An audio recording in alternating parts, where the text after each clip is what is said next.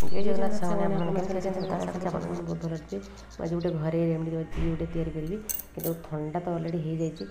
थंडा बहुत बढ़िया किंतु मेडिसिन खाइला तो छाड़ूना किसी कथा नहीं और मेडिसिन खाइला भी देह भी एत भी जाऊना किंतु माने भी भल नुहे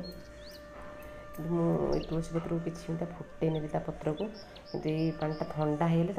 बोतल स्टोर करके रखी सहित किसी अदा छेचा जिते पीओ जिते रखी दे अलरेडी फ्रिज स्टोर करके जिते पीब ठंडा हो जाको 3-4 दिन कि 5-7 दिन पीले कि कमिज कि सी पा टी नहीं आसी तापर